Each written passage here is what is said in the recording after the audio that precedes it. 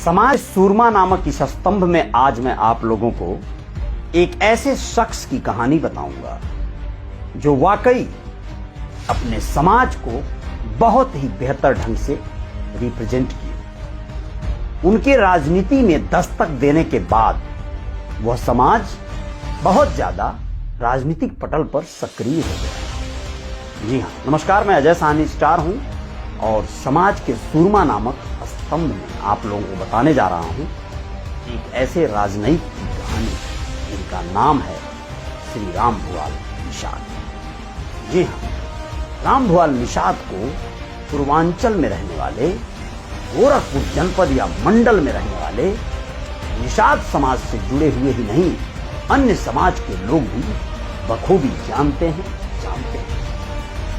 राम भुआल निषाद एक ऐसे शख्स जिन्होंने लगभग 20 वर्षों की अपनी राजनीतिक गतिविधियों और पूरी तरह से सक्रिय राजनीति में अपनी वो धाक, अपनी वो धमक जमाए रखी, जिससे बहुत सारे युवा राजनीति को प्रेरित हुए। राजनीति में आमतौर पर उस समय राम भुआल निषाद का पदार्पण हुआ था जब लोग राजनीति करने से बहुत ज्यादा जो बड़े रसूखदार थे, बड़े धनाढ्य और संपन्न परिवारों से आने वाले लोग थे, वही लोग ताल्लुक रखते। साधारण परिवारों से आने वाले लोगों की हैसियत या हिम्मत दोनों जवाब दे जाती थी, क्योंकि पूर्वांचल उन दिनों बहुत ज्यादा अपराध की गतिविधियों में भी सक्रिय था।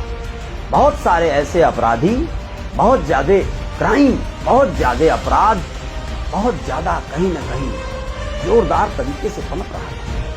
राम भुआल निषाद का उस समय पिछड़ों की राजनीति के लिए कदम बढ़ाना, सर उठाना अपने आप में बहुत हिम्मत का काम था, और उस हिम्मत को काम को करने के लिए ऐसे किसी शख्स की ही जरूरत थी जो बाहुबली हो और अपने साथ एक लाव लश्कर लेकर चलता हो। आप लोगों को बताना जरूरी समझता हूं कि सन 2000 के आसपास राम भुआल निषाद जब राजनीति में आए तो वो उन दिनों अपने साथ एक अच्छी खासी मजबूत टोली लेकर चलते। बहुत शानदार तरीके से, लकदक तरीके से अपना जीवन जीने वाले राम भुआल निषाद बहुत ही सामान्य परिवार से आते हैं। उनके गांव का नाम है दौनाडीह। पड़हलगंज थाना के अंतर्गत आने वाले कछार क्षेत्र के उस दौनाडीह गांव में आमतौर पर एक ही परिवार निषाद समाज का हुआ करता था। उनके परदादा का नाम स्वर्गीय महावीर निषाद था, और वह जिस तरह से माहौल में पले बढ़े, वो माहौल बड़ा अलग था। बहुत ही सामान्य साधारण परिवारों से उठकर दादा परदादा नाव चलाने वाले एक तरह से मल्लाह हुआ करते थे, और बहुत अभाव में पल बढ़कर बड़े होने वाले राम भुआल निषाद कुश्ती आदि लड़ने के शौकीन थे। उनके चाचा स्वर्गीय श्री राम सूरत निषाद उनको कुश्ती लड़ाया करते थे। कई दंगलों में प्रतिस्पर्धी के तौर पर वह जाकर अपना नाम काफी ऊंचा किए। समय के साथ युवा हुए, ग्रेजुएशन कंप्लीट किए बड़हलगंज से, नेशनल पोस्ट ग्रेजुएट कॉलेज से, और उसके बाद राजनीति में सक्रियता बढ़ाने के लिए उनको गुरुमंत्र देने वाले कुछ लोग, तमाम परिजनों से लैस मजबूत परिजनों की एक लॉबी उनके साथ होती थी। किसी भी तरह के वाद विवाद में समाज में गांव के अगल बगल के लोग उनसे सहयोग लिया करते थे, और ऐसे में बहुत ज्यादा उनका नाम धीरे धीरे राजनीतिक पटल पर स्थापित होने लगा। जिला पंचायत चुनाव लड़कर अपने चुनाव में कभी हारना, कभी जीतना, ये गतिविधियां चली, लेकिन एक समय आया जब वो जिला पंचायत चुनाव जीते तो उन्हें बहुजन समाज पार्टी का एक ऐसा पद मिला जिसे जिलाध्यक्ष कहते हैं। जिलाध्यक्ष गोरखपुर जब वो बने तो उनका काफी राजनीति में सक्रियता बढ़ गई। अपने गांव दौनाडीह से गोरखपुर की रोज की यात्रा लगभग 50 से 60 किलोमीटर आना और जाना, एक पुरानी जीप, फिर उसके बाद एक नई जीप बड़े भाइयों के द्वारा उन्हें मिली और छोटे भाई का साथ मिला। गांव के ही कुछ युवा साथी उनके साथ असलहों से लैस होकर कदम से कदम मिलाकर चलते थे। गोरखपुर आने जाने के दरमियान कौड़ी राम से लेकर नौशड़ और गोरखपुर के तमाम चौराहों पर निषाद समाज के जो छोटे बड़े जागरूक लोग थे, नेता और राजनीति में थोड़ी बहुत भी दिलचस्पी रखते थे, वह लोग राम भुआल से परिचित होना शुरू हुए।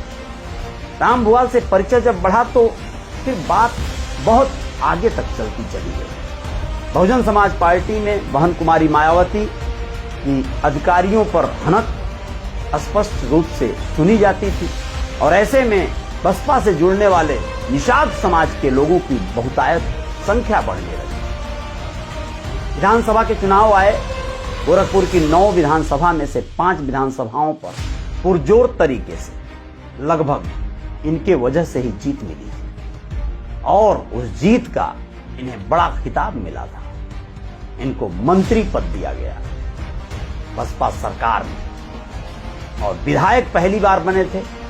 पहली बार विधायक गोरखपुर ग्रामीण क्षेत्र कहा जाता था, कौड़ीराम विधानसभा ये कह सकते थे आप उसको। कुल मिला जुलाकर बहुत जद्दोजहद और कठिन दौर से गुजरकर राजनीति में दस्तक देने वाले राम भुआल निषाद देखते ही देखते अपने गांव से उठकर जिले में और जिले से उठकर प्रदेश में, प्रदेश की राजनीति में हुंकार भरने लगे।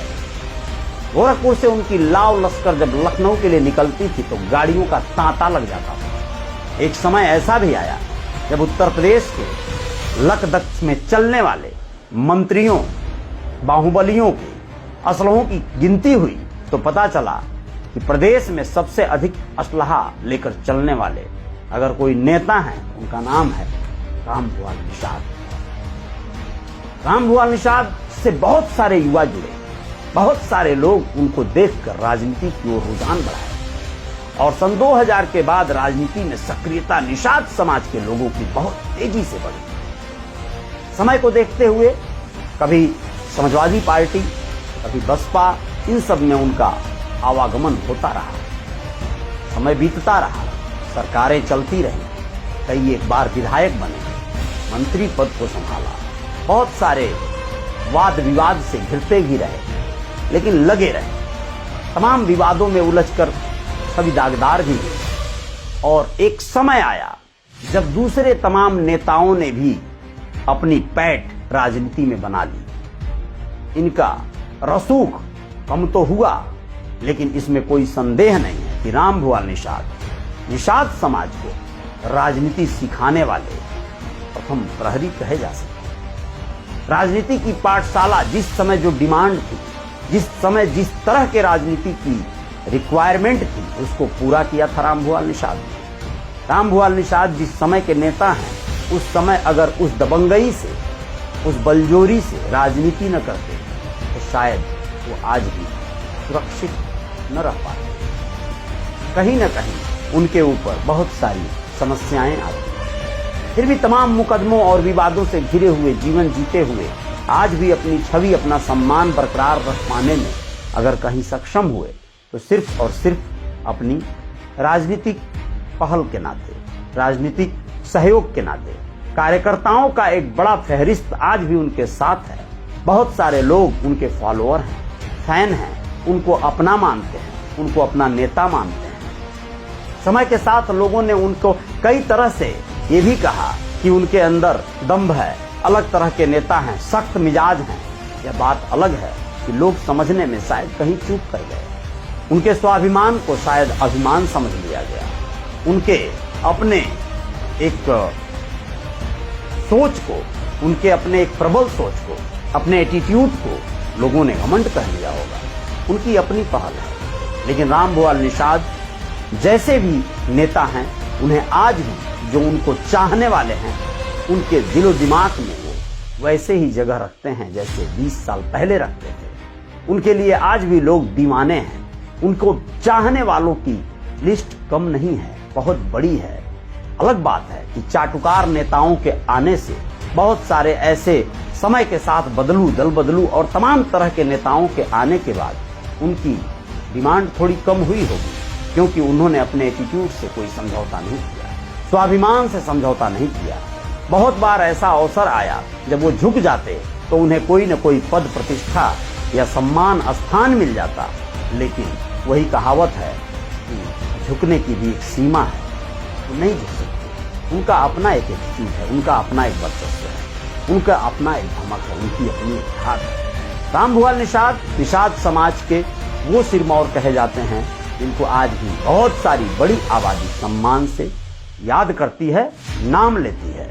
और ऐसे में आज समाज के सुरमा में उनके बारे में जानकर आप भी कुछ अपने कमेंट बॉक्स में जो भी बताना चाहें बता सकते हैं। हो सकता है कुछ बातें छूट गई हों, लेकिन बस ये उनकी छवि दर्शाती है।